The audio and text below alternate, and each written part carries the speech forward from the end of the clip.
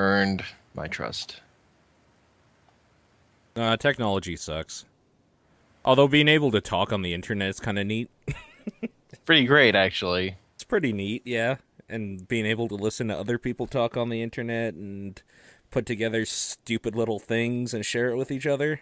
I really like the internet sometimes. I just Yep. hate some of the people on it. Yep. I mean, but those are like the same is true of the real world. Oh yeah, like People I in like a general. few people I work with, but I hate a lot of people I work with too. Yeah. It's just life. Yep. Stretch here. Oh yeah. It's just a series of nesting Russian dolls. It goes life, the internet, then Reddit. Fucking Reddit.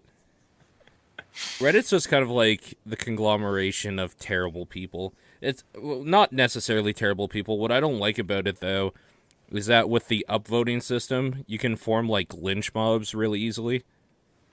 Because the like crazy people get recognized easier than people with sense. Yep. And there's like it's searching in Reddit is it's a nightmare. Yeah, it is. Recently, Tumblr kind of changed their like system of blogging and commenting and stuff, and it's kind of a nightmare to read too. It used to kind of be how Reddit is with like the nested comments and like the little lines, and now it's just there, like it's just all right under one another. So it's really stupid looking, honestly. Tumblr's always been kind of a mess, though. If we're just gonna be completely honest, like it's just Yeah. a mess. That's what it is. Life is a mess.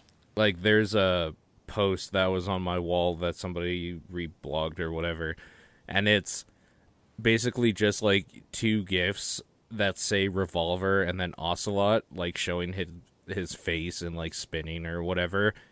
Just like repeated like 20 times, and it's really fucking irritating because you're just scrolling for like a minute through it of the same image over and over. But then on the other hand, there's this blog called The Same Picture of Michael Fishman Every Day. Michael Fishman, for people who might not know, is DJ, the boy kid in Roseanne, and it's literally every day posting the same picture. So I was just like, I'm actually interested in this. So I went to that blog, and I was going through, and sure enough, it's like there are reblogged photos randomly on certain days. Like certain days get more reblogs than others, even though it's literally the same thing every time.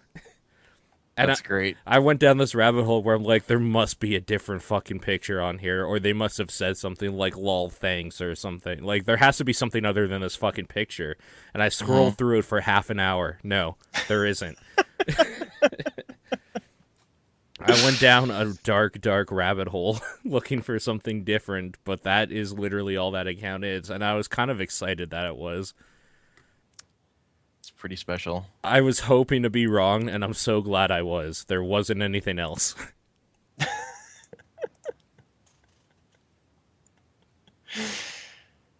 God.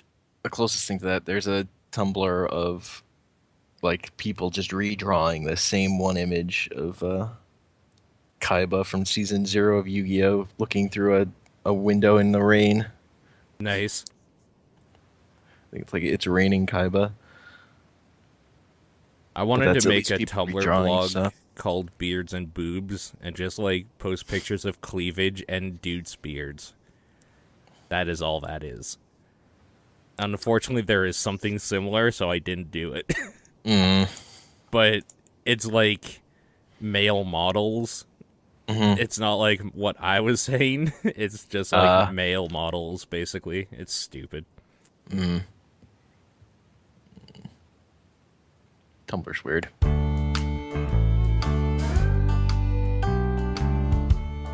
Welcome to the Burning Barrel Podcast. That's a Welcome. That's a good enough intro, I think. Sure. Things are weird. Things are weird. It's been a busy last 2 weeks for me. This fucking covering shifts thing is for Hmm. the birds, man. It sucks. Because you get into a routine. It's just like, okay, I know every week I'm going to be working Monday to Thursday from this time to this time. And then, like, after that, I can plan around that. And then for 2 weeks, it's like, no, now you're working Saturday to Wednesday.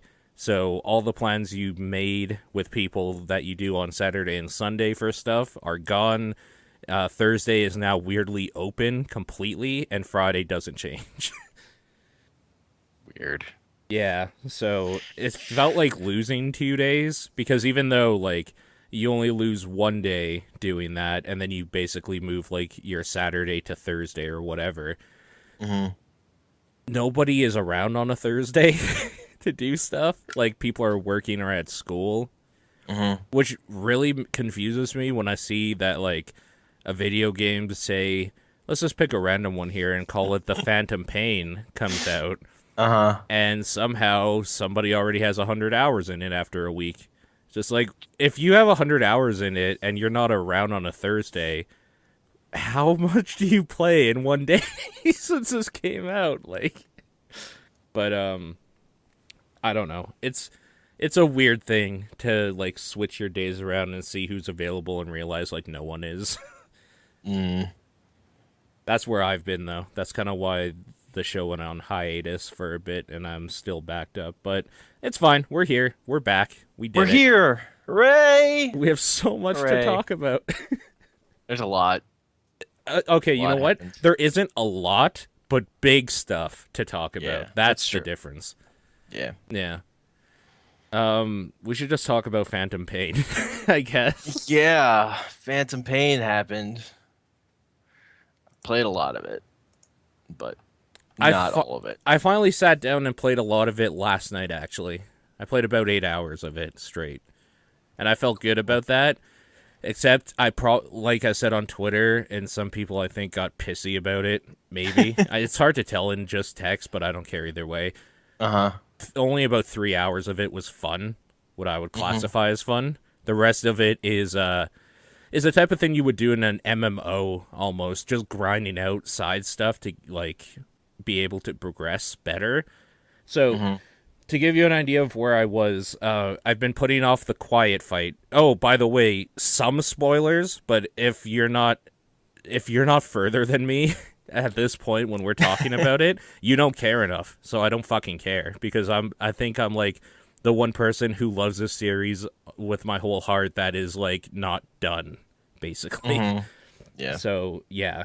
Um I like was at the quiet fight and then I was just like this is fucking bullshit because I still had a bunch of side stuff to do. I was like, okay, I've been doing a lot of the side missions. I'm just going to keep going with the story stuff. Oh, great. Now I should do more side missions so I can finally unlock that fucking sniper rifle that I want, the tranquilizing one. So I did that. I spent like half an hour just moving dudes around to just like push for that little bit extra in each in R&D and in medicine to be able Yeah. to get it because I was Yeah. like at Fiddling 13 stuff. and 14 and I was Yeah. just like, oh, that's so fucking irritating. So just like really pushing, throwing guys that are like with any E stuff that I care about, just like dismissing them completely. Going around to bases and looking at every dude and just seeing like who has higher than a C that I could steal and move them into another position so I could get another dude that was in that like for example. Yeah, I just dump all those useless dudes in waiting room because their waiting room can be huge. Yeah, what I ended up doing was kind of like say like a dude in Intel has like a C for like B for like R&D and like an A for Intel or something. Yeah. Like I will move him over, but then I want to fill that spot again, so I'll look for a dude that is equivalent in Intel, maybe at a B or a C, and so on. So Oh man. I spent a while doing that. I spent half an hour just in the menu, like organizing people. Finally got what Yeah. I wanted, trained up in a whole bunch of shit, like did a lot of the research development stuff. And did the quiet fight. The quiet fight is like the easiest sniper fight I think I've had in Metal Gear game ever. Like it is super easy because you see where she runs due to like dark clouds and shit. Do you But know that there's a hilarious trick to make it even easier okay. where you just drop supply drops on where she is? Does that actually work though? Yeah, two of them. Once they fall on her, her stamina's drained. She's done. That's stupid. What a It's dumb. really dumb. That's really dumb, but I like I that. yeah. Boy, that's fucking dumb. Um okay. Another dumb thing in the quiet fight when that I found is that did she ever go into the river for you? No, because like the fight was super quick. Oh, you did it that way? I did it that way. Okay, so she like I shot her, she did her running thing, shot her again, and then like I ran out of the way. Like basically the way you do this fight is like how you would suspect you would do a normal sniper fight is you take a shot and then when she's kind of like reevaluating her positioning, you're doing the exact same thing and keeping an eye on where she's going at the same time because she doesn't seem to follow you very well while she's doing it, which I guess makes sense because if you're fucking bolting at like the speed of light, it's probably a little bit hard to like keep your eyes trained on some rock formation that a dude might be behind. But at one point she like goes in the river and I was just like watching her and she was doing like this like sexy dance in the water and there was a rainbow that popped up behind her. I'm like, this is Hideo Kojima game 100%. Like it's the stupidest fucking thing. I wish I had taken a screenshot of it, but instead I took a shot at her. So that was kind of weird, but not out of character at all. That fight, like I said, stupid easy. The other sniper fights in the series have been kind of difficult. That one, not at all. There's no problem with it. Have you gotten to the point where they explain why she's dressed the way she is? I mean, So they do later. yeah, we won't get into that though. In case, Okay. I guess, in case, because like Chill in the chat said that he just doesn't have money, but he wants it. So I'm gonna try to be a little bit more generous on like spoiling story stuff, Yeah. except for the weird Metal Gear thing. Anyway, but whatever. What were you gonna say about how she's dressed? I was just gonna say it's dumb. Oh The, yeah. the the part that's frustrating, it sort of builds into like one of the big frustrations with this game is that later on you can unlock like clothing to put her in so she's like appropriately dressed cool, but like where I'm in the game, I can't even see that in the skill tree. All I can see is the ability to cover her in fake blood, make her entirely silver, and then make her entirely gold. Mm-hmm. But eventually, apparently, you can like unlock her later to give her clothes. It's just stupid that like that's a super late game unlock to put her in clothes. Like, why isn't that an upfront thing you can do if you want to?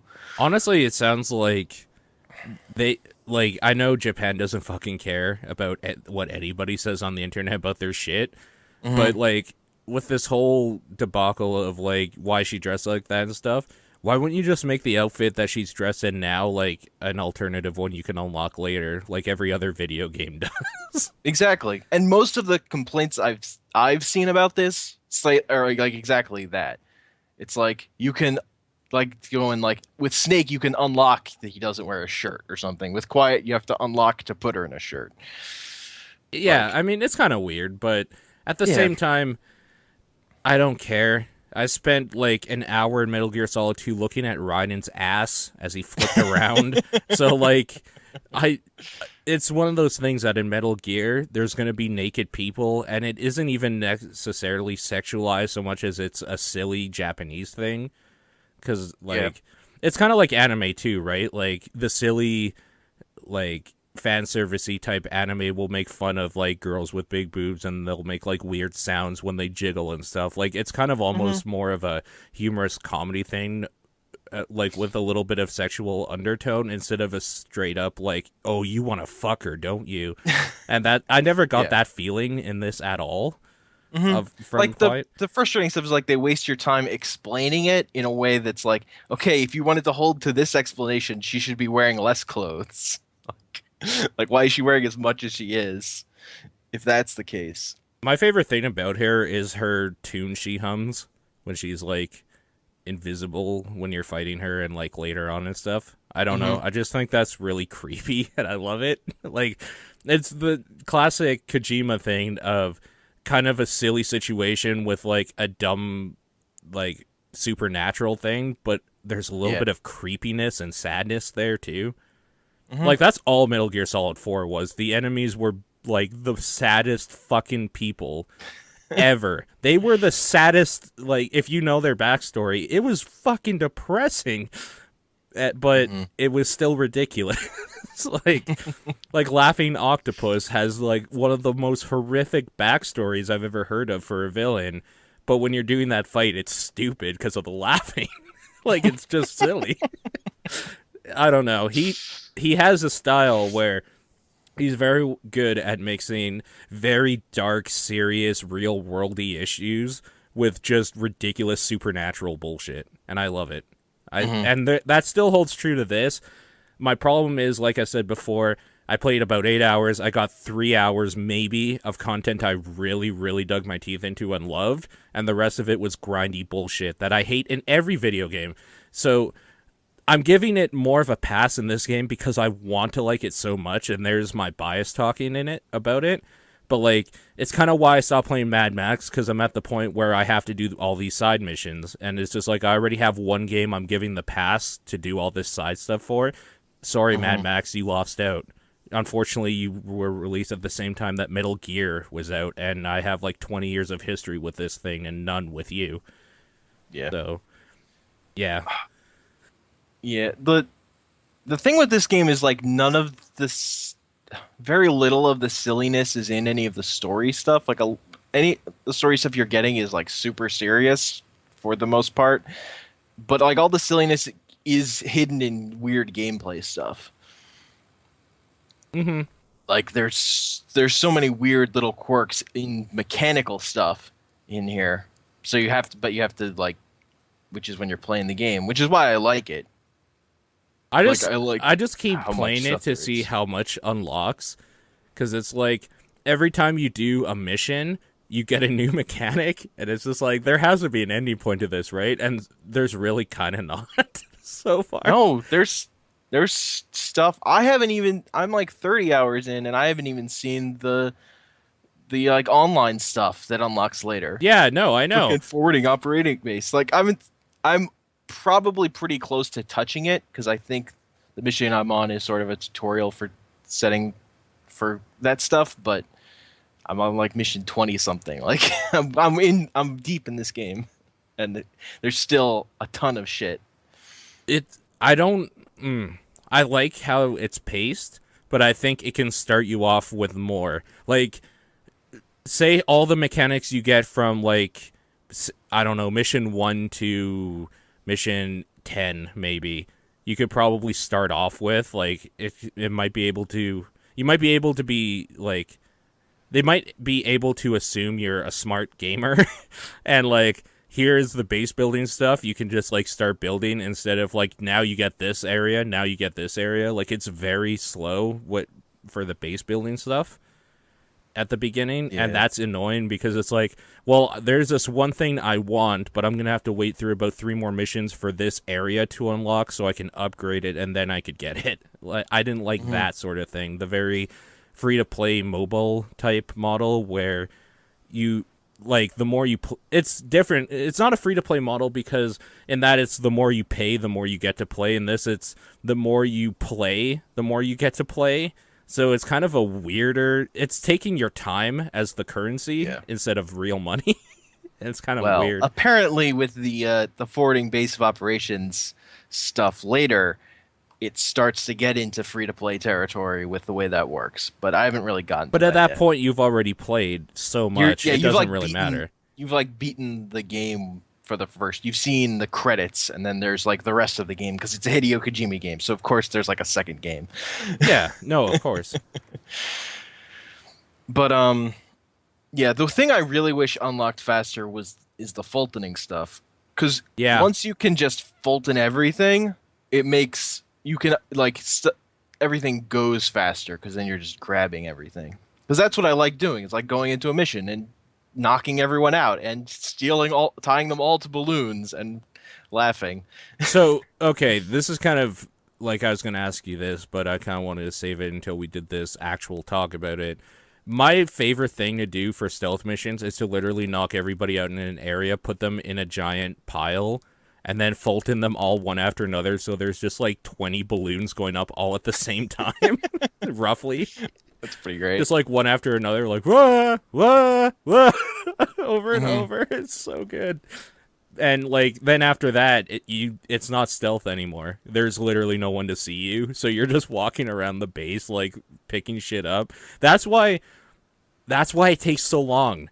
Like one mission can take you like 3 hours if you wanted to, if it's a big enough area, because you can steal everybody and walk around freely and just pick up everything. And it's Yeah, hilarious. It's really stupid. Because really even when you great. run out of Fulton devices, you just order more in and you're back on. Like it's not an issue at all. Yeah. My favorite thing that happened to me was so I was doing a mission that involved the skulls, and I actually hate I the skulls, but go I on. got so I somehow I was gonna try and run up and default in this truck like before they popped out so I could just leave. But somehow the game and I screwed it up. But somehow the game auto saved me to where I was directly in front of that truck, so I was immediately spotted when I loaded into my checkpoint. I had this problem with the tank. Yeah, I was like right in front of a tank, and the tank would. I was so close it wouldn't spawn in till I had sort of run away. So actually, I did have just enough time. If I ran away, I could go back into stealth. But somehow, of trying this mission over and over again, I managed to pop the skulls so that they were out, but they didn't see me once they were noticed. They would Huh? just like they didn't go into their combat mode. I was still stealth. They were just sort of where they would spawn, but like not attacking, just sort of shuffling. But they were sort of shuffling towards me for some reason.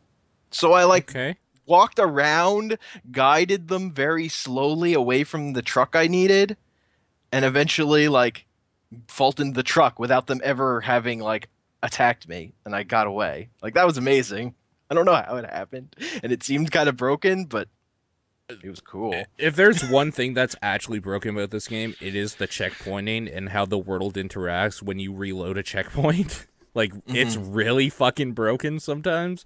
Like you were saying, like there was excuse me.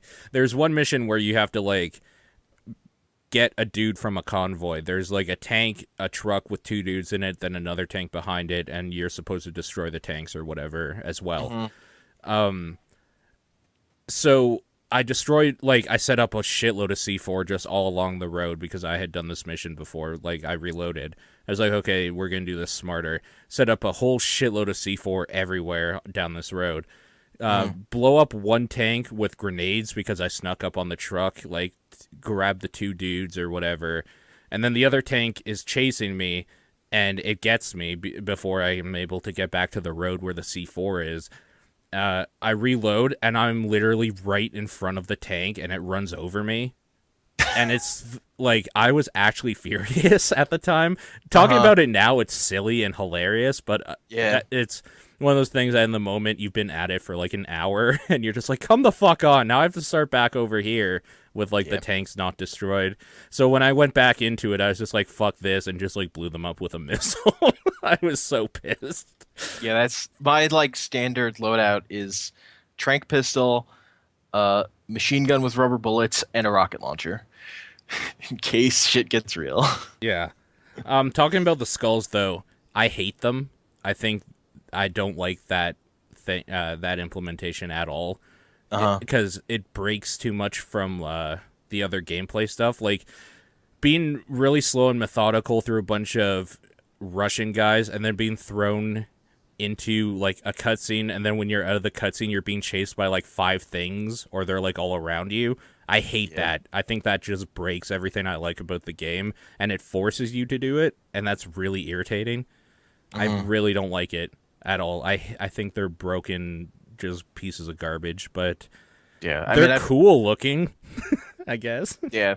I mean, I've the two real fights I've had with them. I've kind of that one story, and then the other one was it just worked out that like I was rocket launching them, and they all were. I did it like right away, and they went down really quickly, so I didn't really have an issue. Hmm. But I see your point. Yeah, no, it's not really that much about being an issue. It's that Yeah. there's a certain way I want to play this game, and you let me this whole time until now, where you decided to pigeonhole me into this situation, which would be fine in the other Metal Gear games because they were linear and you were expecting that. Like in Metal Gear Solid 1, there's like basic you can play it like full stealth or whatever up to a certain point, and then you're stuck in an elevator with four dudes who are cloaked trying to kill you, so you have to Mm, take them out. But in that, it feels like kind of a set piece of that game because it's a linear progression and you're kind of forced into all of the story beats accordingly, hmm. whereas this is big open and they say do whatever you want except for right now, and I hate that. I hate being felt like I can do whatever and then being forced back a little bit and then let go again. Like, I like it all one way or all another way, Mm. which is why I hate open world games because they all do this.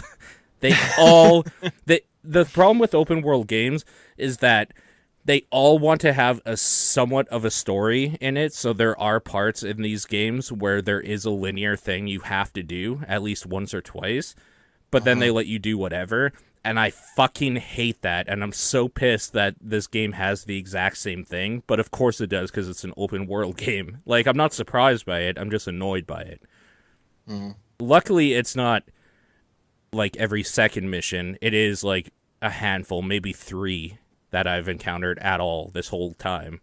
Hmm. So it's not bad, but it's still irritating. I think the skulls would be cool in like any other game. I think they're cool, like design, and them running fast and stuff is pretty cool, and pulling guns out of their hands. It's just with after the flow of spending an hour just like taking out 30 guys in one area and like putting Yeah. them to sleep and then being forced against like these godly things is fucking irritating. Hmm. Yeah. That's. I don't have that issue with open world games. My issue with open world games is usually just They're garbage. yeah, like Yeah. the combat scenarios are always the fucking same. It's like there's Yeah. all this stuff, but it's all the same. It's the same thing over and over again. So what I love about this game is particularly with the main missions, like the way those scenarios are designed is always interesting and cool, and there's like some trick to it or some way to do it faster or whatever. Like they're just well designed little pieces of content. Sure. And it really feels like they made these really in-depth big open pieces and then stuck them all next to each other and said okay we'll also be an open world game because they could have done like just the focused mission structure of do this mission then do that mission, but they decided to go open world with it and just sort of have those all next to each other and then give you a sandbox mode where you can run around in it too.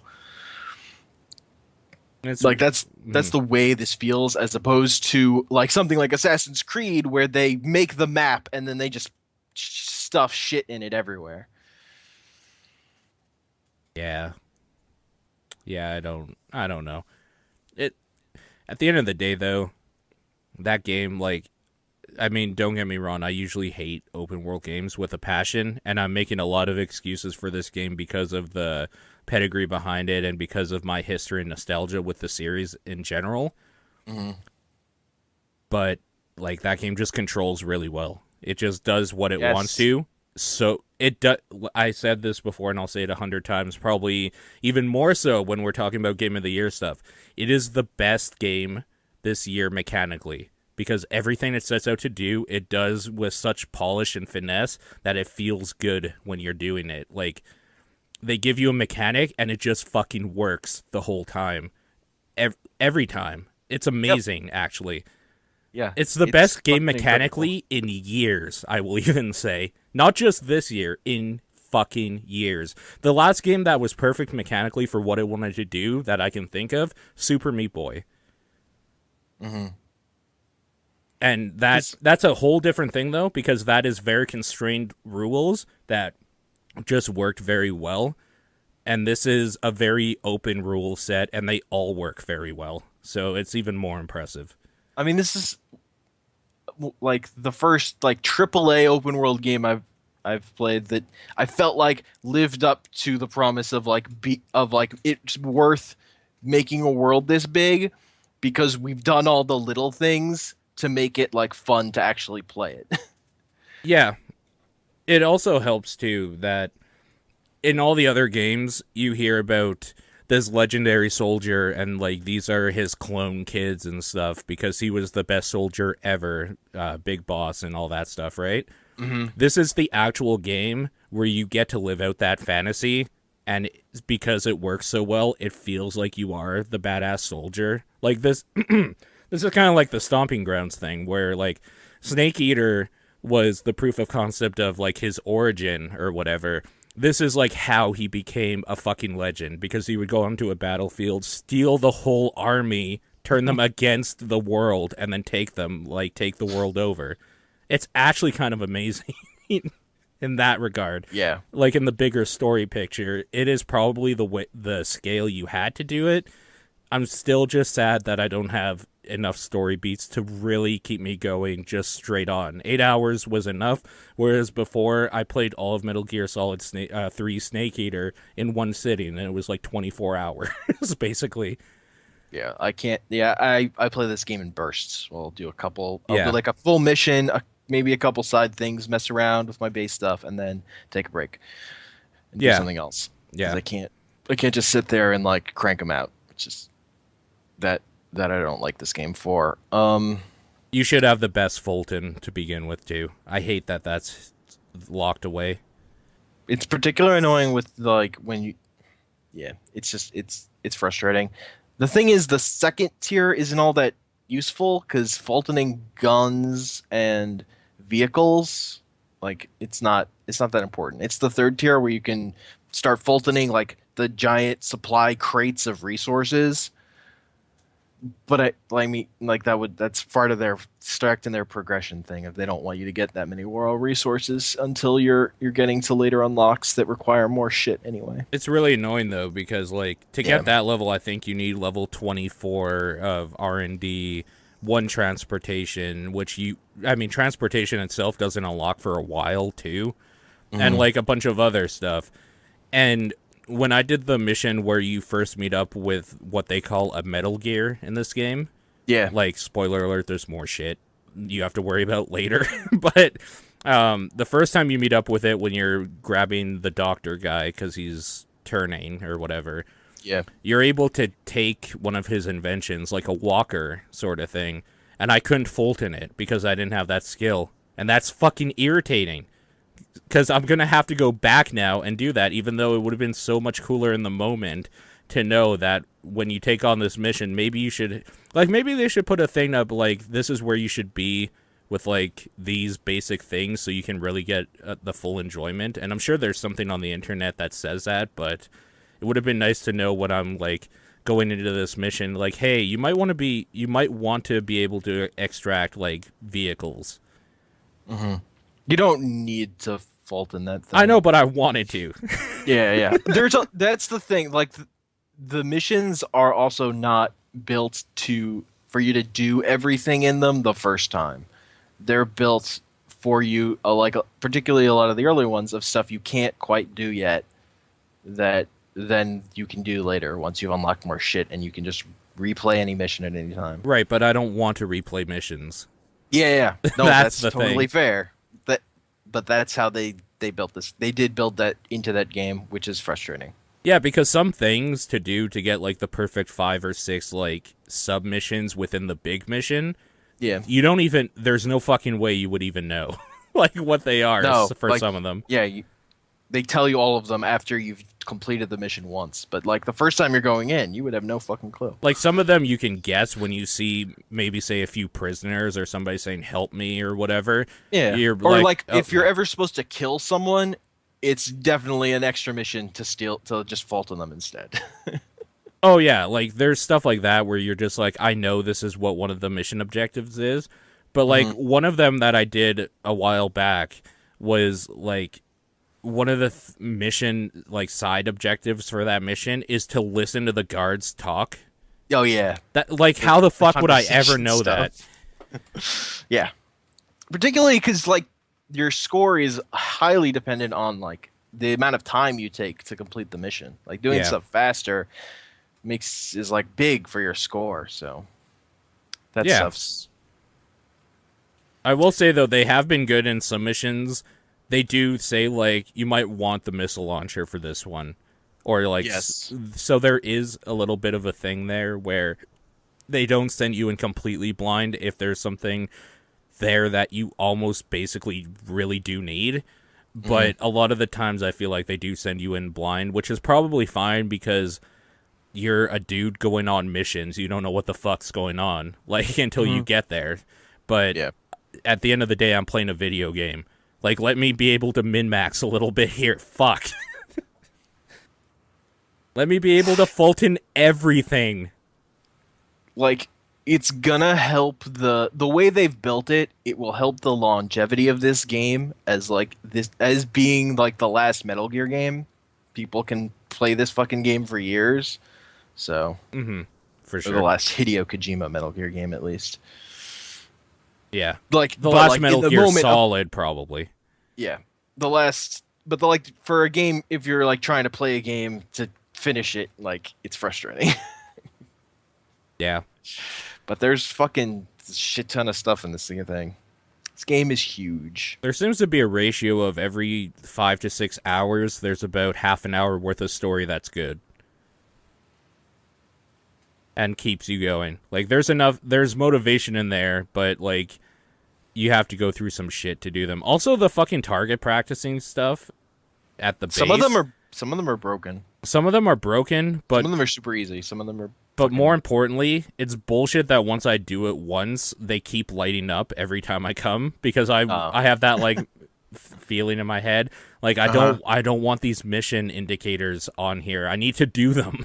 And they're Hmm. so irritating. I can't remember which one it was. I think it's the support platform or one of the outer ones where you're basically going on like pipes and stuff. Hmm. I hate that one. I fucking hate it because you have to run around that whole fucking area to get them. But like the medical one, every time I'm in that area, I will do every single time because it's free money. They're all in one area and you don't even have to move. You just have to aim. Yeah, I've only done the ones that you basically don't have to move, and I only really did them a couple times, and it's like whatever. But I mean, you've done them all at least once, Oh, obviously. I didn't do a couple of them at all Oh, because really? I just didn't care enough. Okay, fair Oh, enough. right, ones where I'm like I don't even know where these targets are. I Like wanted once I that check tried them mark. and I couldn't find them, I'm like whatever. I wanted that check mark. I'm not I'm not that desperate for the check marks. Also, you know what they're great for is that they're like, for me, they were the only reason why I would ever go to some of those like platforms, and they were Uh-huh. a good way to look for treasure at the same time. Fair enough. So that's what I used it for. Like I would start it up, and then when I saw glistening, I'd be like, "Ooh," and just like put the shooting practice aside to pick up the diamonds and shit. Hmm. It was good, good time.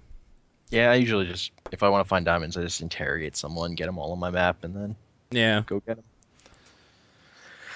But now that I have like the thing where you can send your dudes off on missions, like whenever those dudes are doing a mission, I'm getting plenty of money, so I'm not worried about money right now.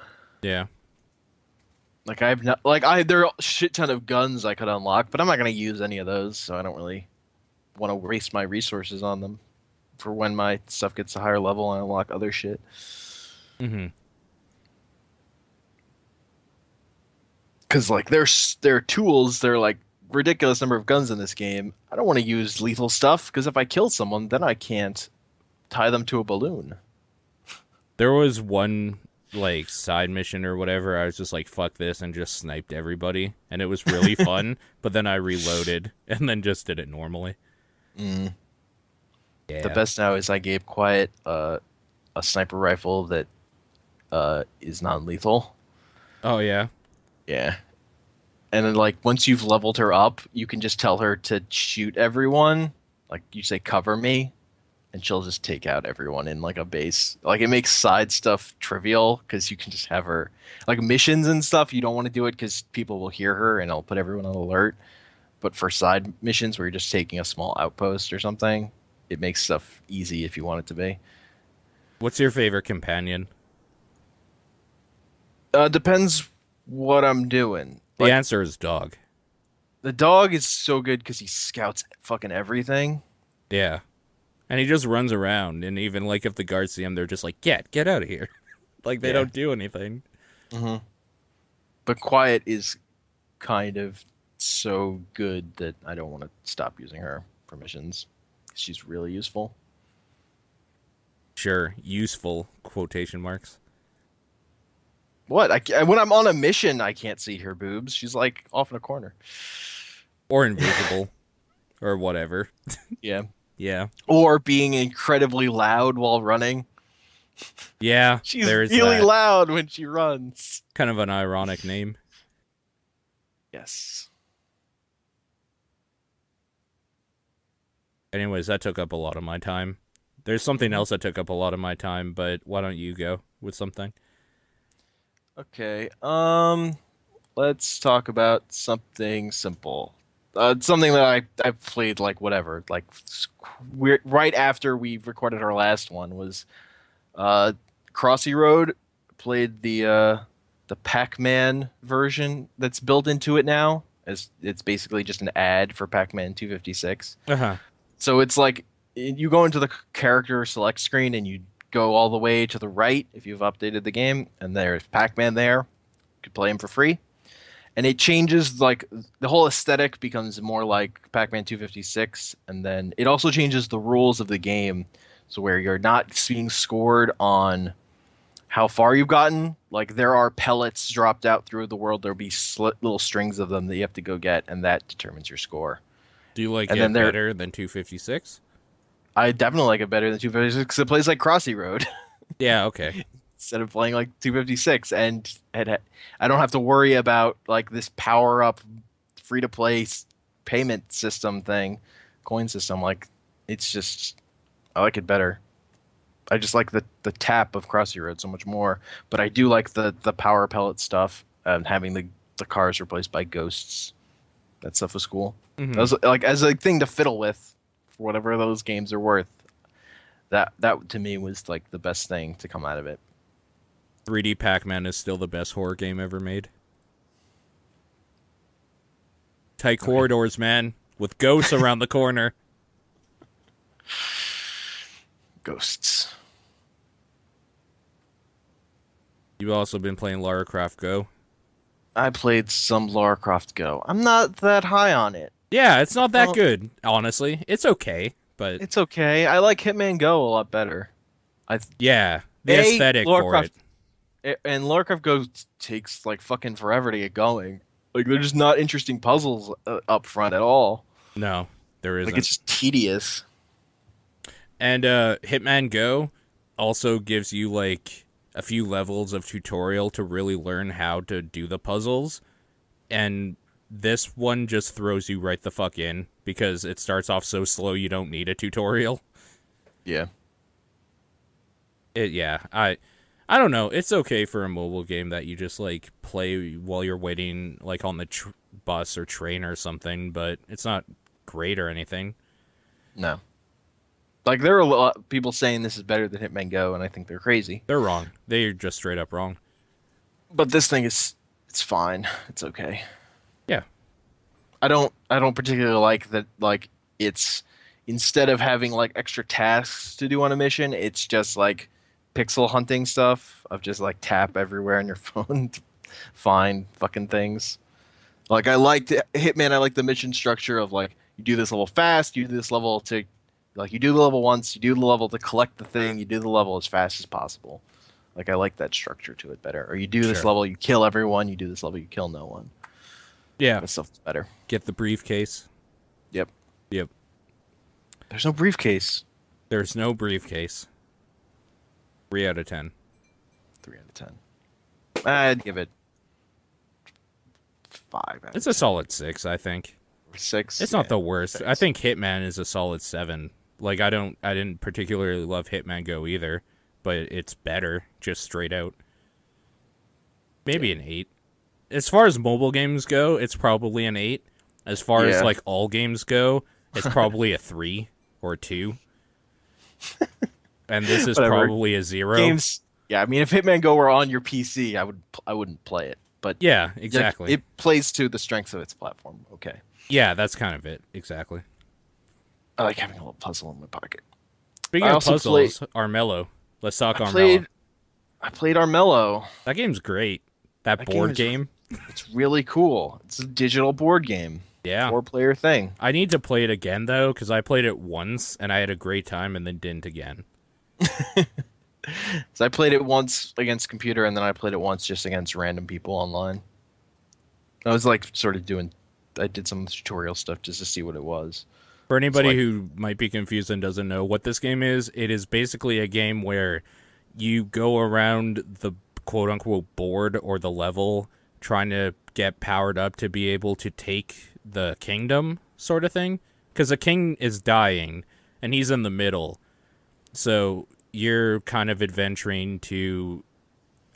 Is there, like, I can't remember now. You can either gain his favor. And, like, with enough favor, you just become, like, renowned enough to become the next king or something, or you can take it by force. Is that right?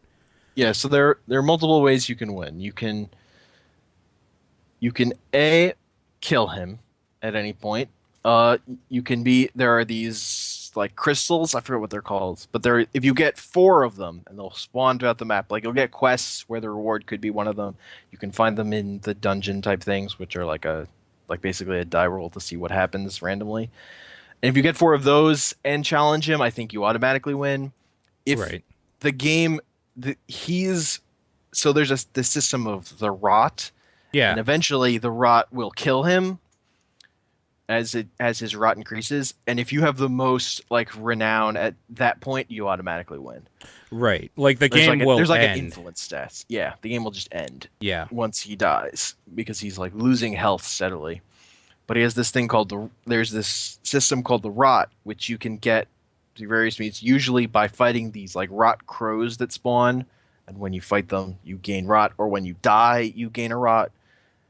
And basically with rot is in the daylight you'll take 1 point of damage, but when you fight someone else with rot, if your rot number is higher than theirs, you like combat is based on like giving you dice. So for every number of rot they have, if your rot is higher, you get that many extra die rolls. Yeah. You're So getting advantage. yeah, so you basically you want to have no rot or you want to have all of the rot and Yeah. be able to like to take advantage of you want to theoretically have more rot than the king so that when you fight him you'd have a shit ton extra die. Or can't you just wait it out?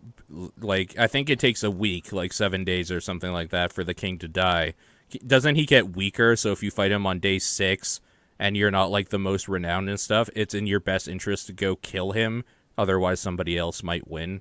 Like, there's a Yeah. few different strategies you can do. Yes, and different. There's like eight characters or something, and they all have different. There's different things they're good at. Yeah, I can't Like- remember who's good at Like, what. there's a lot of mechanics. There are all these cards. There are like equipment cards you can equip. That there's like gold system, and then there are like followers you can get that also help you in different ways. There's just a lot to it, but games are like an hour long,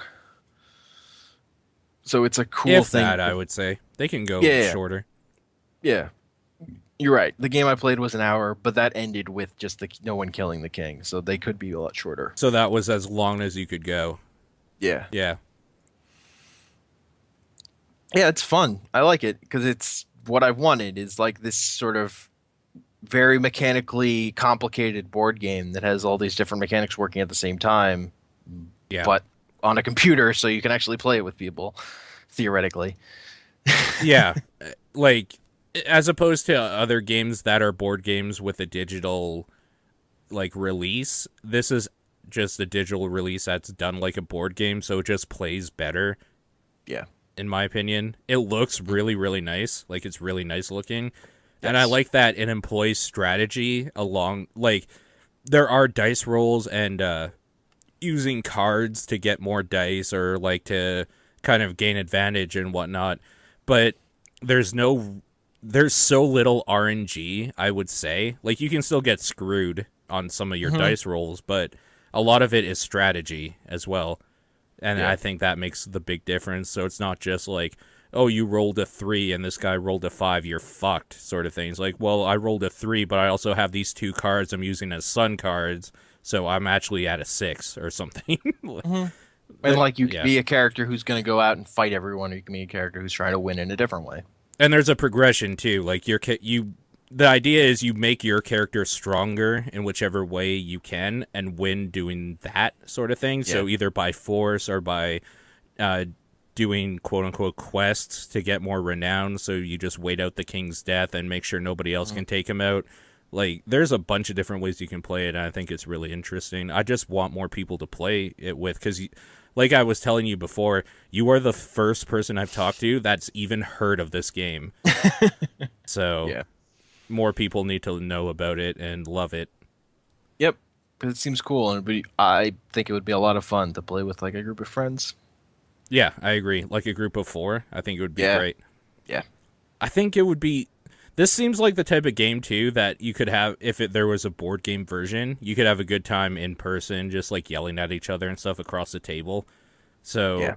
it's definitely one of the games you would want to play with friends. I think. I don't think you would want to play single player all the time. No.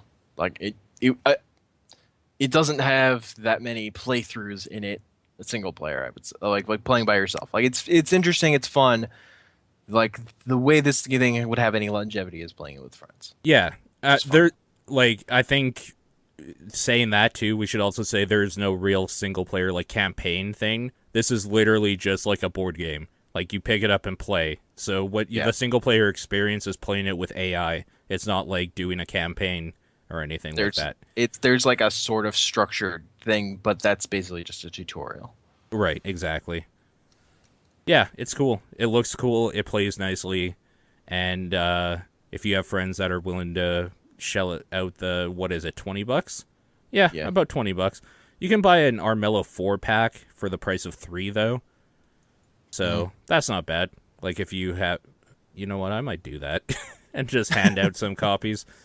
I'd like to play that again. I only played it once, but I loved what I played of it, so I would like to do more. Uh, so I also played the last piece of Dragon Age DLC, Dragon Age Inquisition DLC, Trespasser, Mm. which sort of it it's a sort of separate thing where it takes place 2 years after the end of the game. So it does not well as the last two pieces of DLC were sort of they took place wherever you happen to be in the game. Like I think there's specific dialogue if you finished it, and I think you can play them if you haven't yet. This one is totally like we're putting everything you've gotten up to this point, and then you're going off into this. Although there's a way to like send equipment back through it. There's like these golden nugs you can sort of sync your game with the equipment you've got. I But hear good things about this DLC. A lot of people like it. yeah, it's good. The real thing about Inquisition as a whole is all the way they've kept their story, like much better understanding of what people like about this game than say the Mass Effect 3 ending, because there it's all about how you're affecting these characters, like the long-term legacy of what you're doing is there, but a lot of it is like spending time with these characters, like what do people think of what you're doing. It's all focused on character stuff. Okay. It's not as this isn't like as silly and fun and fan servicey sort of thing as Citadel was. Citadel's sort of honestly my favorite thing of BioWare's that last piece of Mass Effect 3 DLC. It I just was fucking really love good. that thing. That was the one that was basically just a party with everybody that you've like hung Yeah, out with in the games, right? That one? yeah, Yeah, yeah, that was good. yeah. So this isn't quite that, and there is a part of this that is where it's sequel baiting in that they are setting up for whenever the fuck they do the next Dragon Age. They've sort of set up what they want to do with that here, but you are getting a satisfying conclusion for the characters you've dealt with and your Inquisitor. Inquisitor's story sort of there's a reason why you're not going to be playing the Inquisitor in the next game. It was fun Hmm, and I liked it. cool. It's worth playing. If you finish that Inquisition, if you like Inquisition, this is definitely this is of the three. This is the one to play. I liked all of them. I think Jaws of Hakon is The it's weakest? like no, that one's the easy. That one's just like a whole extra zone. So that one's actually kind of the best. Whereas these are more like linear. Like this and the one that was the Descent are more sort of linearly structured and not as open. Like this like this is very much we're doing a set mission that's going through all these different places, then you're coming back to the Winter Palace, there's a little bit of conversation, and then you're just going on to the next part of it. It's much more structured, which is good and bad. Like it was cool exploring a whole new world in Jaws of Hakon. I like that DLC. This one, Jaws of Hakon, though, was light on character stuff. This is heavy on character stuff, and all that stuff is cool. Cool. The thing, like, the thing was, Inquisition had a very satisfactory character stuff with all your dudes in a way. Say Mass Effect 3 didn't at the very end. Like, it didn't have the way that story ended. Your characters weren't, your companions weren't there with you, whereas it gave you enough like closure in the Inquisition DLC. So I wasn't craving that as much, but it was still cool to It get was still another nice like to one get less it. ride. Yeah, Yeah. it's still nice to get one last ride with these dudes, Sure. dudettes. Girls can be I dudes. I really like Inquisition. Inquisition, their content's been very consistent of just good. Yeah. Yeah. Which is good because Dragon Age 2 was terrible. Yeah. So it's a good thing that they found what works for them, what people expected and like from them, and Hmm. just keep going with it. That's good. Yep. I hope they do more Dragon Age stuff. Like I know you were saying that the way Inquisition ends, you like because it leaves it open to like these are like the tales that can happen after or whatever. Mm. I hope they don't just keep doing DLC for Inquisition. I No, want no, like they've said that this is the last piece of Inquisition DLC. They're what I heard in an interview is their studio's not sure if they're gonna go right to the next Dragon Age or make a different game. They're oh not okay. sure yet, but they're not. This is the last Dragon Age Inquisition DLC. Inquisition is done. Well, I know they've been talking about a new IP. I don't know if that's like something I'm allowed to say, but No, they there's a new IP coming. They just don't know yeah anything really concrete about it yet. So yeah they said that at like at two E3s ago, I think. yeah, They said we have a new IP. We're not going to tell you shit about it, and then they didn't say anything about it at this E3. So yeah, whatever. fair enough.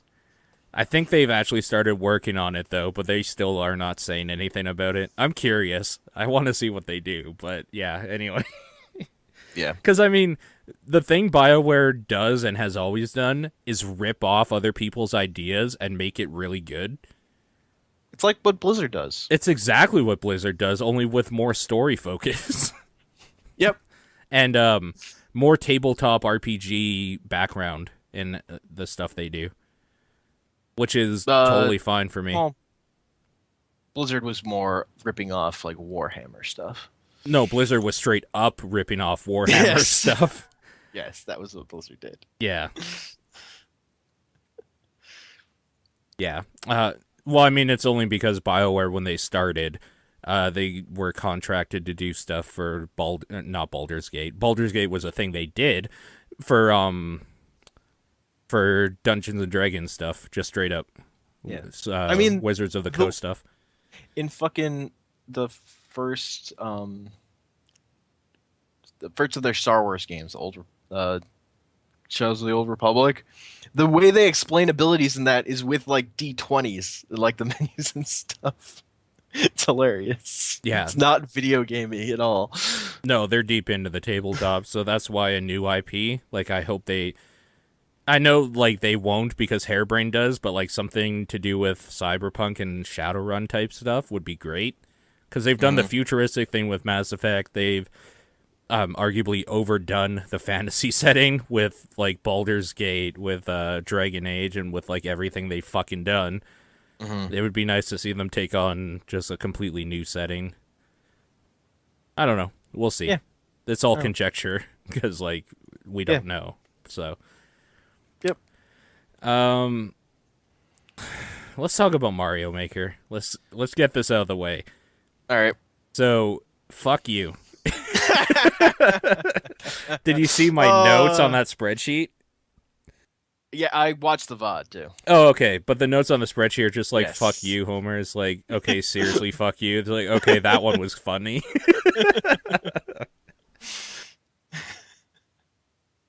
Yeah. How much did you laugh when it was just like, oh, I'm gonna make it, and then just like all this shit comes out? I was so angry at that. I was laughing really hard. I knew it. I fucking knew it. I was just like So- thinking, I'm gonna download this and edit it, just like to just put a giant wall between me and everything, and to like be able to crawl around. So I will say, I the way I set those up, the only way for me to test them and beat them was to fucking do it. I fucking beat those levels fair and square. No, I know. They're like the way I built them was I basically put shit there just because like fiddling, and then it's like I wonder if I could actually get through this, and then I could actually get through it. So I kept it. Like there wasn't any artistry to that, but it was so I was just sort of doing stuff and then beating it and then feeling cool Hmm. because I could beat this fucking garbage.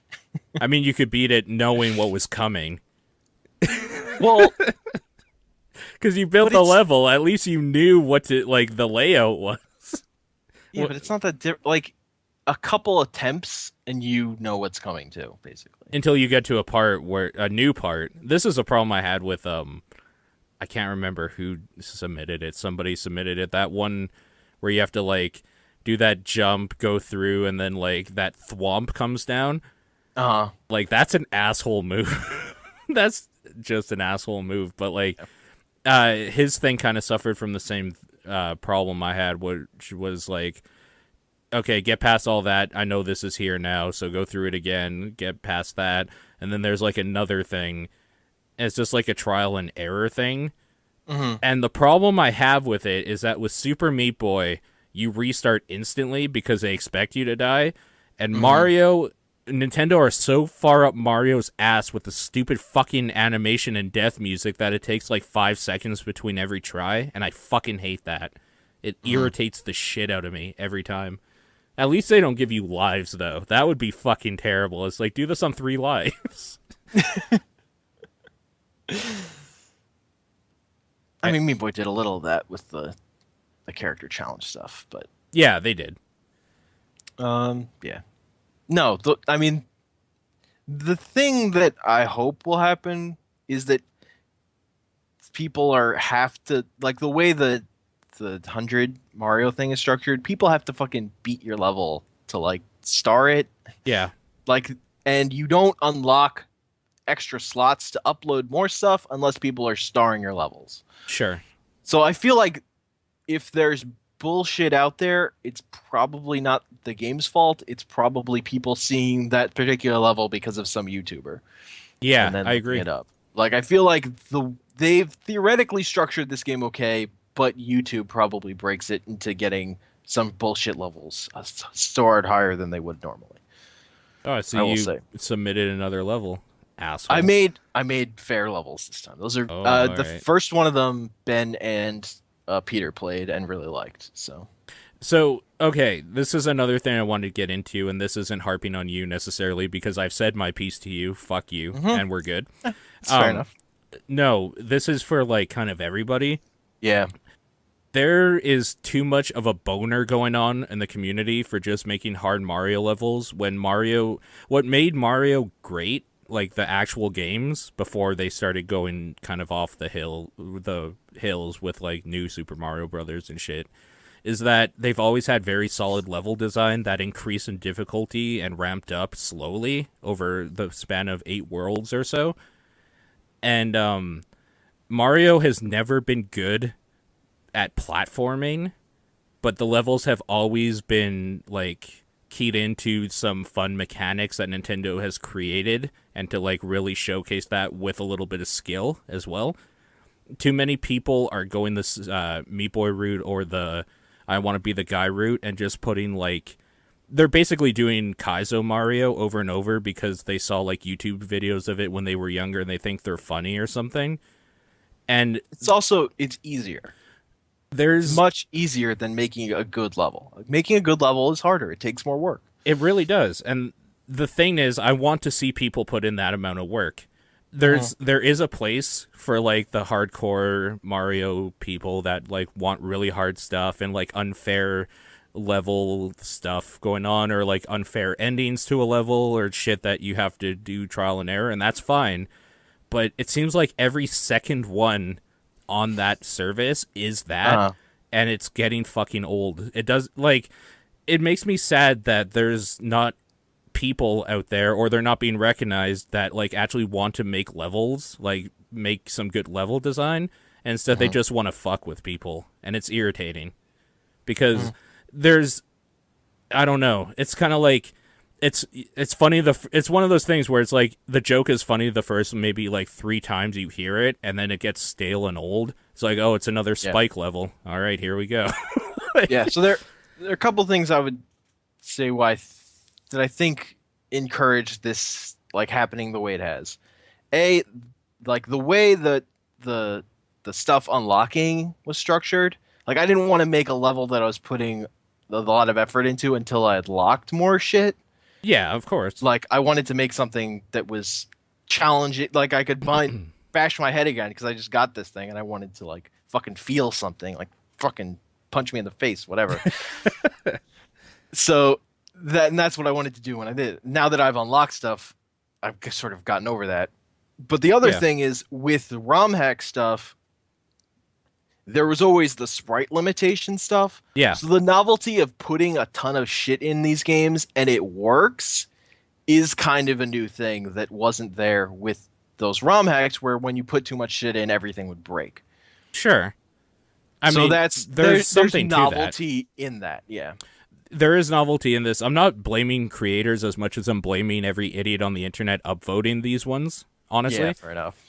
It's kind of like it's the same problem I have with Reddit where like the popular opinion or like the mob mentality or something always get seen first, and then the people with actual substance get thrown under a bus because they don't have 100,000 people like saying, lol, I saw PewDiePie play this is great, sort of thing. I hate upvoting systems. I think they're to a detriment to all online discussion and to like content creators in general, which is why I don't like the like system and stuff in YouTube, even though that doesn't really have anything to do with anything anymore statistically for them, which is nice at least. But yeah, I don't know. Like I will say though, I'm just looking through the people that have submitted levels here. Out of 27 of them, there was only 4 that I didn't finish. So like there's still people trying some like harder levels out, cuz I wouldn't say like I would say maybe out of these 5 or 6 of them I would consider quote unquote easy, but like the rest of them were like a harder difficulty of Mario level.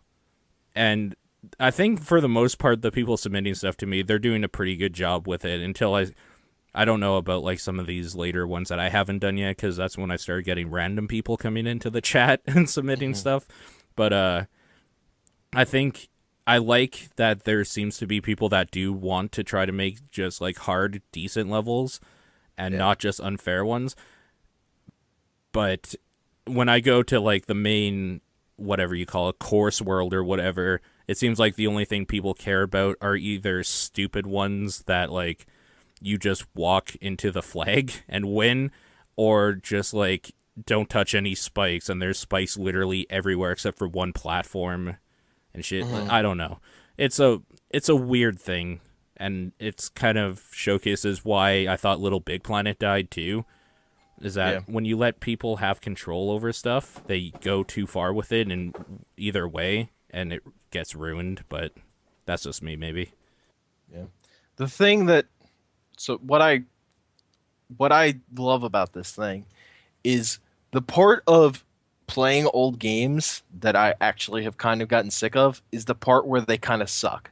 Like with sprite flickering and sprite limitation stuff, like the extent to which those games have flaws because of the hardware limitations of the time, I'm kind of sick of people recreating those in new games, and I like that Nintendo is taking those aesthetics, which I have a lot of fondness for, and bringing them into like a new game.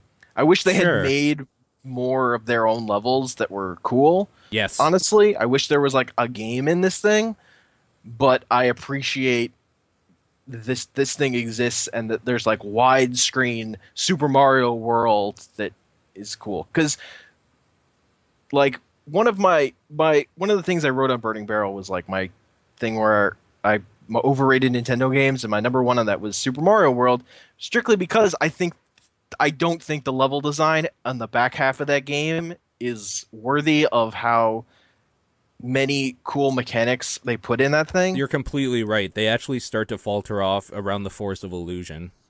Yeah, Yeah.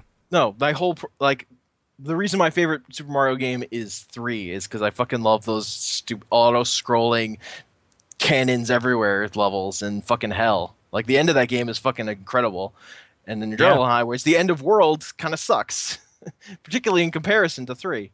Yeah. Yeah, oh no, like 3 is solid throughout the whole thing.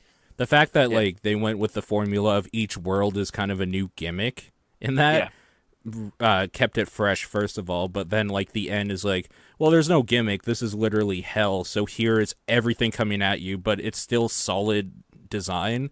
Like there's yeah, enough room on platforms to account for Mario's momentum if you have to like do a running jump and then back up a little bit. There's enough time that like a cannon will appear on screen before shooting at you. There's enough time that like they know when you jump here, you'll see like the flamethrower next to you sort of thing, and you'll know what to do right away, and you'll have time to like they actually put that consideration in, and it makes me angry when people don't in yeah. their own levels, and I understand why, because making those levels is literally a full-time job. I mean, Nintendo is still the best in the business at doing Mario levels, obviously, because they have like 1,000 years of practice in it, basically Yeah. worth of time between everybody that does them. But Mhm. and like I know it's ridiculous to expect that type of level from random internet Joe Bob guy 123, but at the same time, this is a very polished, nice feeling Mario thing, and I want that. And the fact that there's not enough people wanting to even try is what's infuriating. Mhm. It's also cool. Like this is the first Mario game in a long fucking time that's not based around finding collectibles. Yes. Because that's the thing about like Unless you the count 3D, amiibos. well, the 3D games and the new Super Mario Brothers series is finishing the level isn't like the design of those levels. The design of those levels is in finding the collectibles where they've hidden them in sort of clever places. Like that's where you see the strengths of those games. But I kind of miss just playing a fucking level that's like right to left,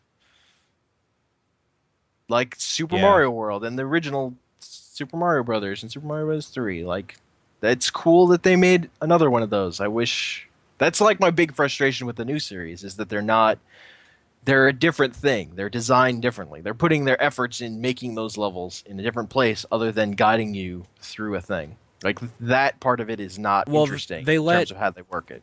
they let And level design go in the 3D series because, first of all, when they started doing 3D Mario, they didn't really have a good grasp on how to do a 3D environment. Then later Hmm. on, it was more about the gimmick of Galaxy, where like you're in a completely 3D environment, so the level design kind of suffered a little bit from there too. Hmm. But like the new Super Mario Brothers stuff suffers from good level design in that they're focusing more on what would be enough to have people go through when they're all playing together with four people. The last one that really did started to think about level design, I Well, feel, also was Mario World, 3D yeah, World. They did a pretty good job. yeah. But the thing with 3D World and the new series is the really interesting design stuff that's in those levels is about finding the collectibles in those levels, like the star coins in the new Right. series, and I totally am blanking on the stuff you find in the 3D World games, like the green stars or whatever. Like finding that stuff is where they put like the levels become interesting for the most part. But yeah, like my favorite Mario games in recent years have been the the 3D series, like New Super Mario's on Land on 3DS and World on Wii U, because Yeah. they're like linearly structured in the way I like my Mario games, while also being that 3D thing where you can run around. Yeah, like they don't focus too hard on the fact that it's a 3D environment, but just enough to make the level design a little more interesting with it. Like they finally realized how to do it, whereas I feel Yes. they didn't. Well, I feel like with Galaxy, they probably knew how to do it. They were just focusing more on the gimmick of the shitty Wii. But that's I hated like using the Wiimote for stuff. So, and the fact that like one of their whole things was pointed at the thing to collect stars. Fuck off. Just make good levels. That's all I come Yeah. to you for. Hmm. Yeah. I'm not a fan of the Galaxy games. I've never. Those are. No, I don't like them at all. I haven't played very much of either of them because I just don't like them. Whereas I've fucking 100%ed 3D Land. I've almost 100%ed World co-op, but there are like a couple stars. It's like, if we could like bang our heads against getting the last things in this game, or we could do something else. And that game I totally played co-op with a buddy. So I like that Konagami is basically saying like how people are trying to do collectibles in their levels is by doing the hidden one up blocks. no one cares about one-ups. Nobody One-ups suck. cares about one ups in that game. Like nobody has cared about one ups in a long time because those games give you too many in Yeah. general, like the Yep. actual Mario games. So Hmm. the fact that you don't even need them in Maker makes them completely useless. I don't even know why they're included, honestly. Well, in the 100, in like their challenge modes, like the 100 Mario mode, That's it though. you start with lives and you can get a maximum of 3 per level. Yeah.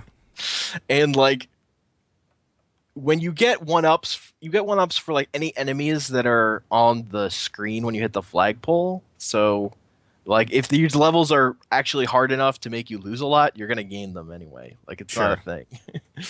You don't have to worry about it. Yeah. It's pretty negligible either way. Yep.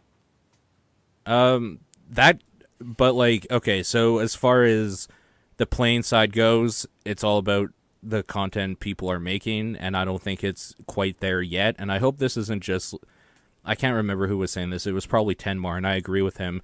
I hope this isn't the Little Big Planet effect where like there's people doing some cool stuff for like a month, they don't get recognized because they're not popular, and then they move on to something else, and then the community dies. I don't know. Like The thing is, Little Big Planet plays like ass. it always has, yeah. That and they gave you too many things you could do in the creation mode, so people I think got overwhelmed. Whereas Mhm. everybody kind of knows how Mario games play, so it's kind of easy to know what type of blocks do what and how to do that sort of thing. Like it's kind of just ingrained in you. Yeah. There's like a language to a Mario level design, and people right now are all having fun because they can do shit that you could never do before. But hopefully that'll wear off. I hope that wears off, yeah, and I hope that there's still people doing cool things in like a year from now. Mm. And there probably will be because like a lot of 12-year-old kids and stuff, they only have a Wii U that they got for Christmas or whatnot, and they don't have another gaming device. So for them, this is like the biggest release ever. And I don't necessarily blame them. And if there's enough people like that, there probably will be content that gradually gets better over time. So I'm hoping Mhm. that stays true. But for right now, I don't think it's completely there. I've just been having fun with like seeing what other people have created. I don't really go much into the creation stuff myself, but that being said, that creation thing works really well. I mean, it's really cool that like people can just make levels and then you can just play them on a stream. Like that interaction between like chat and streamers, it seems neat. It still As long as shows people aren't being the worst thing, be the worst people. But yeah. it still shows how little Nintendo knows about anything internet related though when you need a 16-digit code to download a level and there isn't just like embedded like YouTube video making or any of that stuff. Like I was saying this before that Nintendo knows just enough about internet stuff to make people think that they're being cool, Mhm. but like they just don't give a fuck about community stuff at all. They could have pushed it so much further where it was like, great, you uploaded your first level. Would you like to share with your friends? And then push that to every single person on your friends list or whatever, or create a Mhm. lobby and do stuff together. Like it's one of these things that they're still in this we don't want everybody sharing everything thing, but you should be able to share everything in our game. Like they don't know what they want to do with it necessarily. So the best way to do this is give your friends a 16-digit code, and if they really like you, maybe they'll try it. Yeah. Yeah. But I mean, that's just The Nintendo being Nintendo. That's nothing new. I'm just saying that's yeah. still them. It I the thing Nintendo does do that I like is they don't like there's no region locked for like the levels people have made. You're playing levels from people all over the world, which is cool. That Yeah. like the first day it was out, it's like all the top rated levels were all Japanese levels and stuff, just because Yeah. they've been playing the Yeah, game that there's more. no region locking. That would be fucking terrible That if would there be was. awful. I've played. What was really weird was like I went on a run of playing normal, and every time it was a level created by someone in Germany, it was fucking awful and required you to make some tiny impossible jump Yeah, what the fuck's with Europeans and wanting that shit? because they like I don't know they like simulator games. They just want banal bullshit that's really annoying. I don't know. God damn. Stereotyping continents. Yep. Oh yeah. Wow. That got kind of dark. Mm. Because they like pain and suffering. Did you see what they did in World War II? Wow. Wow. What do you think if Hitler was alive and made Mario Maker levels? What type of levels do you think he would make? Because I bet they would be like these ones that are trying to be all artsy but suck. They would be very structured and like everything would be in a line and like set up in rows. The Koopa Troopas are all marching in They a would all be row. red. They'd all be red. Yeah. They'll use red enemies. Just God be damn it. like rows of enemies. Yeah.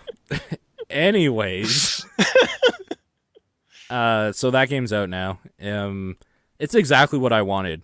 Like I had said before, I said I was going to get this game because I want to see what other people create, and that's exactly how I've been playing it, and I haven't really regretted any time with it doing it. So there you go. It's a great thing. Yeah, it is. That's kind of what I've been spending most of my time with. I've been doing that spreadsheet and like pulling the VOD videos and everything.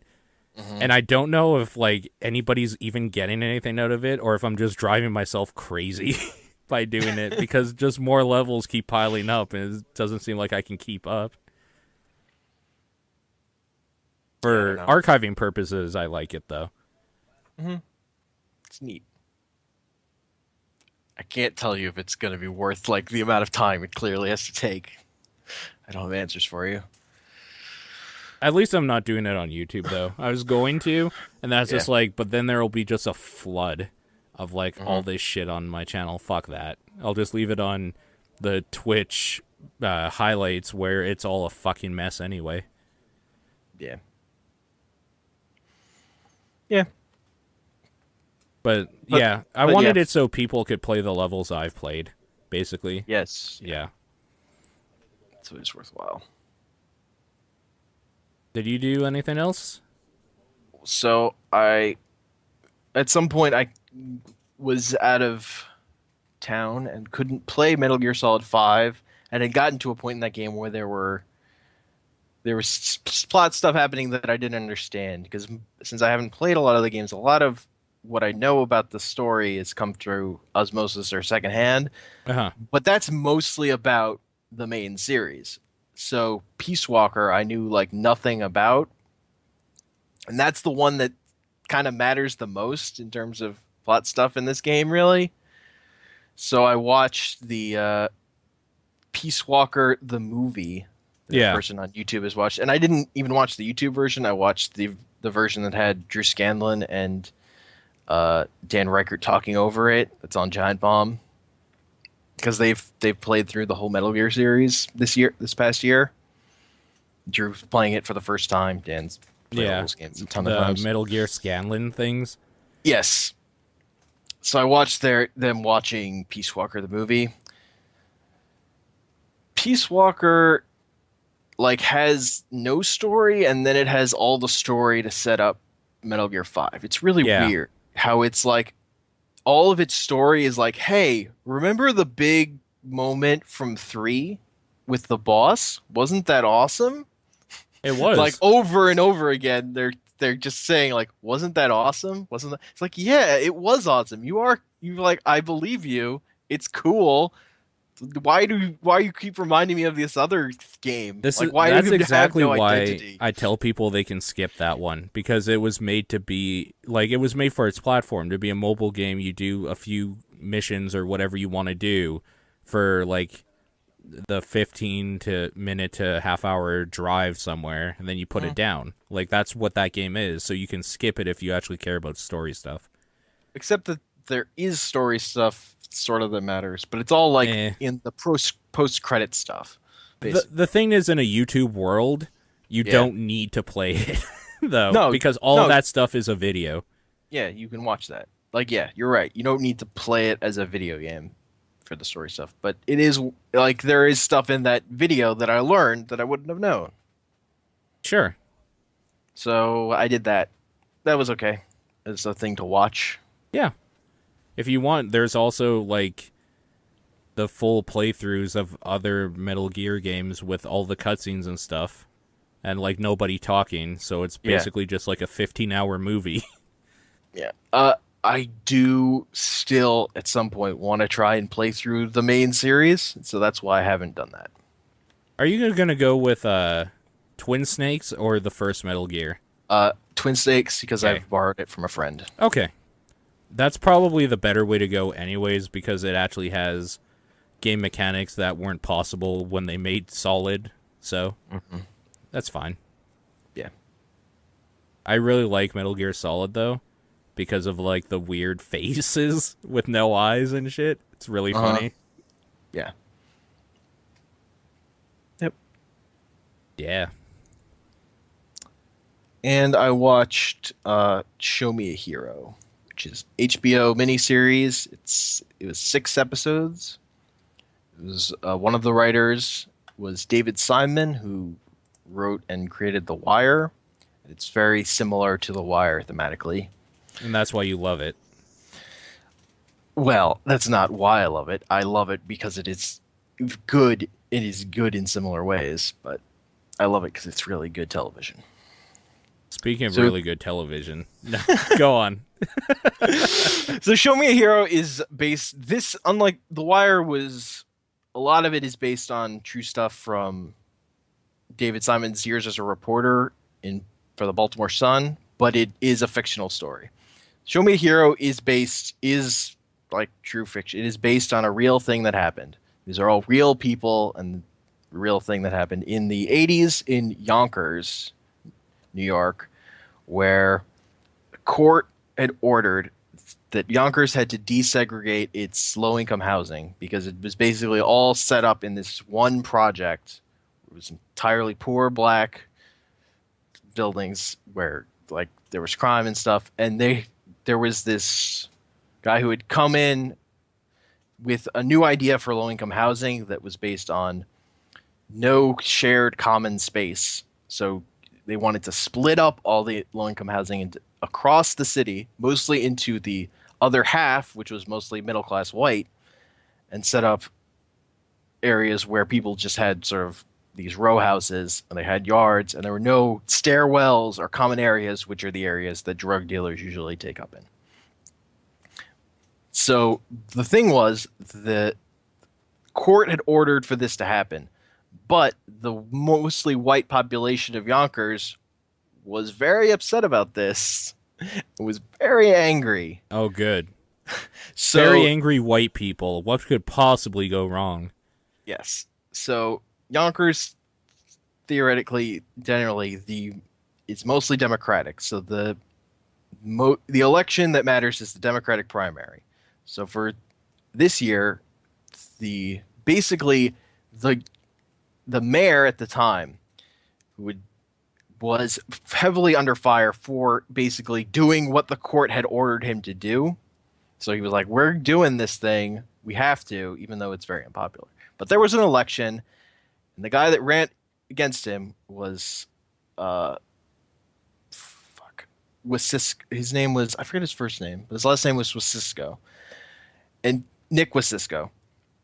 And he basically had voted with the mayor on every important issue except he was in favor of carrying on the appeal in the court against of this case. Just saying, why not just continue the appeal? We have it. Even though the lawyers that they had were saying you're not going to win. This is a no-go.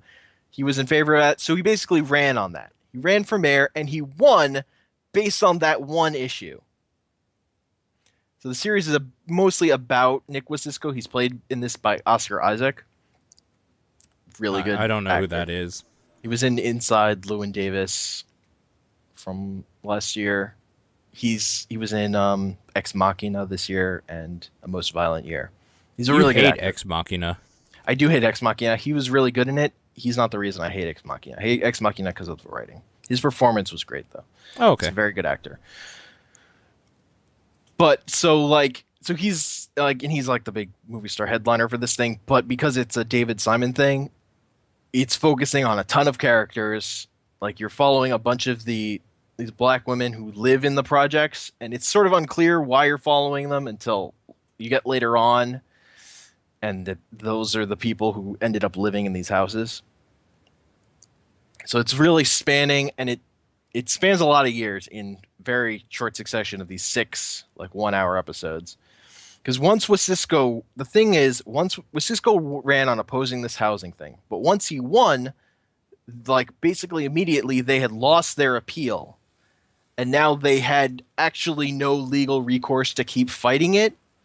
So they had to implement this plan anyway, even though he had won entirely on opposing this. He now became in favor of it and supporting it, even as like the people are fucking yelling at them. And yeah, so like there are these scenes of like these where they're trying to get this thing passed, of people fucking yelling at them and like going crazy, and he's saying, "Who's for it? I." And then everyone else who theoretically rationally knows they have to support this thing has to vote against it because they're scared for their political careers. So he's sort of, eventually this thing gets passed. Eventually all this happens. But a lot of this story is he's sort of a hero for fighting this battle for this thing that was right and getting this housing desegregated in a way that worked. But he wasn't like a crusader for this. It wasn't like a thing he believed in. He fought for it because sort of it was the law and he was So into it's like it. a political drama then? It's yeah. Oh, weird. Or like But a it's legal very, drama? it's sort of it's very much like it's like a David Simon thing where it's spanning so much, so it's just very human and feels real. Oh, okay. Huh. But a lot of it is based on these political machinations, particularly up front. On the latter half, it's a lot of like how once the thing basically happens, sort of by episode 2 or 3, and then they have to sort of deal with it. And then Wacisco like gets voted out of being mayor on this issue because people fucking hate it, and like how he dealt with that like political price he had to pay for fighting the right fight that he fought for various reasons. It's and the line is show me a hero. It's like half of a Fitzgerald quote that's show me a hero and I'll write you a tragedy.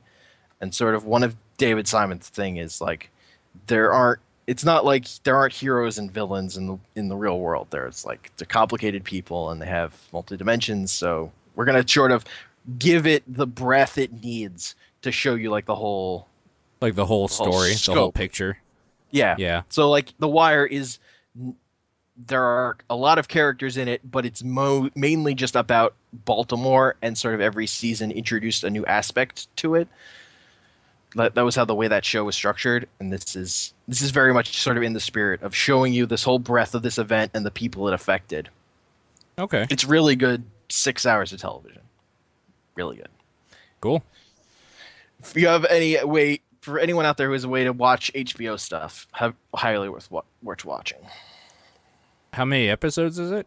6. 6. Okay. So it's kind of a short watch, honestly. Yep. Like, all things considered. It's not like a 50 episode thing. Nope. Or like a Six. 500 episode thing, like I'm doing with Roseanne. Or 200 and something. 240 probably ish. So I've been watching more Roseanne. I'm on season 6, and it's finally. Not finally. Season 4-ish till now, and continuing. It's starting to really get interesting when the kids are like more grown up and dealing with like teenager problems. Mm-hmm. And that's the sort of thing I like. I'm not so big on the like them being out of work and trying to find jobs and stuff, even though I can kind of relate. Like, I can't relate because I have a job, but like I have lost a job before and needed to find work and stuff, and it's shitty. But Mm-hmm. I mean, everybody's been a teenager at some point, so they can relate to some of like the dumb bullshit that they do, and it's kind of infuriating. The problem I have with that show, and the thing I love about it, is that it feels too real. Uh-huh. Which, like, teenagers are annoying, and they are annoying in this show, but they have like reasons for why they're being this, what they think is important and stuff, and it feels very genuine. Mm-hmm. And like the reactions from the parents and like other people and whatnot, they seem very genuine too. It's kind of one of those things that like I didn't get it growing up because I was just like, no, like the parents are just complete assholes and stuff and blah blah blah. But Mm-hmm. there's more. It's kind of like what you were saying, how like the whole scope of things. Like the parents are going through shitty things right now, and then they also hear that like one of their kids got married to the boyfriend they didn't like and ran away, and now they have to deal with this too, and like still kind of keep going somehow, and like they lost their job, and like it's actually really depressing, a lot of the shit, but done Mm-hmm. with good humor. So it's weird.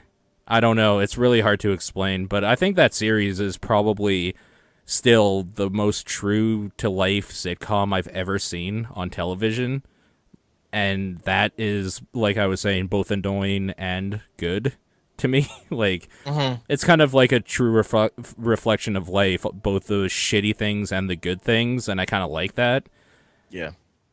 But yeah, I'm still going through that. Yeah. That's a lot of episodes. Yeah. So, Well, I mean, Hmm? the last season isn't any good though, so I've never seen it. I have actually never seen the last season. I've seen up to about season 7-ish. So, like, I'm kind of rewatching the things I've seen before. fair enough. But yeah, Also, I hear the same thing. I just fucking hate Tom Arnold also. Oh, yeah. But there's a point in that show where he kind of isn't around anymore. Yeah.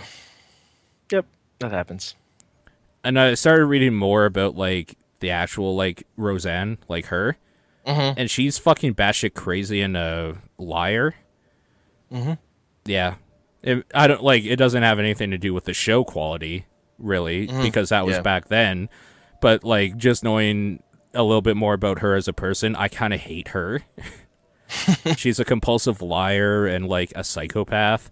But whatever. I don't have to live with her or anything. I'm just watching the show she did. So Yep. I don't really care.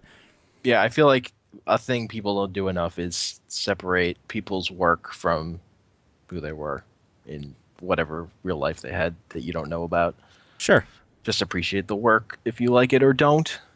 She's apparently going blind. She has really bad glaucoma, apparently, Mm, and is expected to go blind within the next 2 years. that shit can be bad. Yeah. In a way, it's kind of shitty, but at the same time, like, reading about some of the lies she said that, like, and ruin the lives she's kind of ruined with her lies and stuff, I'm kind of like, good. Like, I'm just, karma's a I just, bitch. just have to be indifferent to it. I Yeah. just don't care. Yeah. That's kind of it at the end of the day. Yep. That show's still I good, mean, though. So, yeah, whatever. it's it's really weird for me when so you were watching it on Rabbit that one night. I was watching it too. For me, it was so fucking weird because like I was remembering all this stuff, but like from what time when I watched it, like, and I was younger than those kids, like Oh, yeah. it was really just it was kind of a trip for me. It's just in terms of like the nostalgia rush and stuff. Like, generationally, for me, I was, I think, 1 year older or younger than their youngest. Hmm. So a lot of this stuff didn't resonate for me when I was old enough to like watch it Hmm. at all. But yeah, The thing is, rewatching it's it now. like it might not have resonated in the same way it would now, but I still like remember all those details. Yeah, So it's like I like instantly was having like knew what I would think about it now immediately, like before stuff was happening because I was remembering how episode was going. yeah. It was just weird. There's some gem moments in that series too, like some classic things that happen. Hmm. Like the Halloween haunted house they set up is pretty great in their first season or season two maybe, I can't remember. Hmm. Um, I mean, Becky running away with her boyfriend and getting married, that was like a pretty big thing back then. I don't know. There's a whole lot of weird moments. There's a lot of dark shit they deal with in a lot of their stuff too. Yep. There's there's a good amount of swearing too, which I didn't remember. Like for TV standards in the 90s Yeah. anyway. It's like one of those things where it's sort of incredible, like the stuff that was sort of impressive at the time, like way it can be forgotten, and Yeah. people like Like using the word that bitch regularly. like people it didn't change everything, so people forget that that happened, and then Yeah. would still like comment on a new thing doing it like it was new. It's just a weird thing that happens with like short-term memory of popular opinion. Or the episode where they get their Super Nintendo. It's so good. Because they're talking about nonsense shit with Super Mario Brothers music playing. Hmm. Like the Mario World music is playing, the like do do do do do sort of thing. And Yeah. they're like talking about like getting past this like toad boss or something in the castle. Like none of this is like what they're talking about is just like the disconnect between what you know the video game is about and what they're Uh-huh. actually saying, because this was like at a time where only kids played video games still. Yeah. Like this was the early 90s, 92, 93. The only people that played video games were white kids between the ages of like 8 to probably about 13. And in that demographic, they were only white males. Girls never didn't play video games, neither did parents. Like nobody understood, sort of thing, so they could just make up random bullshit. The writers probably didn't even know what the video games were about, honestly. They just put a bunch of bullshit in there. But the best thing about that is the music's playing, and then when he dies, there's just like this Wilhelm scream going like, ah, or whatever. It's like, that doesn't happen. Such a weird It's thing. it's so weird when like television or movies just do video games, but like no basic effort, like no basic shits were given. Well, they put more effort into like making up what's actually going on screen, like grabbing the music file and then like splicing in this weird like death sound and scream, than just like if it was the Mario music and they ran off the level at the time where they were supposed to make the actual sound and then recorded it. Like, they went Yeah. to more effort than needed. It's so weird. I don't Yeah. get stuff like that. I don't either. It's It's not really only dumb. video games that that kind of thing happens with. It's mostly video games that happens with, though. People didn't understand. It wasn't until like 96 and up when like the internet started really being a thing that people realized more than only like 11-year-old white boys were playing video games. Hmm. I just mean like stuff of people not doing like a modicum of research to get something accurate. Oh, yeah, no, that happens with everything though. Yeah. One of my favorites is when or like that something that just drove me nuts is it was in a Batman comic book where like Batman brings up something about like he brings up the Trojan horse and says you should read the Iliad. And it's like that's not in the Iliad, you Yeah. asshole.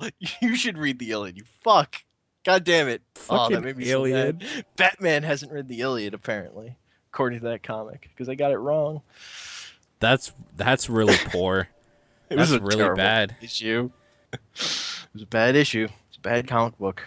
I was really mad when I read it. That was a bad issue, just like this podcast that I think we're done. Aw. That was pretty good, I thought. It was okay. Yeah, it was fun. We covered the stuff. A lot of Metal Gear talk. A lot of A Metal Gear lot talk. of Metal Gear talk. But I think that's it. I think that does it. So we'll try to be more regular. I'll try to be more regular. And see people next time. See ya. Bye.